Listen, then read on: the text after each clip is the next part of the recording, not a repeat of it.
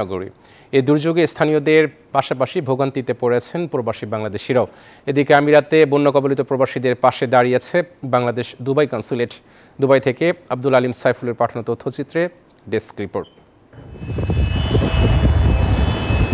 দুর্যোগপূর্ণ আবহাওয়ায় এবং বন্যার মতো দুর্যোগে বিপর্যস্ত উপসাগরীয় বেশ কয়েকটি দেশ। ঝড় ও ভারী বর্ষণে তলিয়ে গেছে সংযুক্ত আরব আমিরাতের সোনার শহর দুবাই। দুবাইয়ের এই বন্যা পরিস্থিতি ছড়িয়ে পড়েছে গোটা আমিরাত এবং প্রতিবেশী বাহরাইনেও।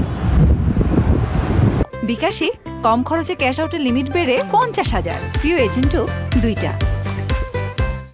গত সপ্তাহের মাঝামাঝি শুরু হওয়া ঝড় ও ভারী বৃষ্টিতে এরই মধ্যে বেশ কয়েকজনের মৃত্যু হয়েছে। এই তালিকায় আছে প্রবাসী বাংলাদেশীও। দেশটির দুর্যোগ ব্যবস্থাপনা বিভাগ বলছে, সংযুক্ত আরব আমিরাতে 75 বছরের মধ্যে সবচেয়ে বেশি বৃষ্টিপাত রেকর্ড করা হয়েছে। এরই মধ্যে আমিরাতের শারজা ও আজমানের বন্যা কবলিত এলাকা পরিদর্শন করেছেন দুবাইয়ের Bangladesh consul general BM Jamal Hossain. এই সময় প্রবাসী বাংলাদেশিদের সঙ্গে দেখা করেন তিনি এবং কনস্যুলেটের পক্ষ থেকে সহানুভূতি ও সংহতির কথা জানান। Desk report, news 24।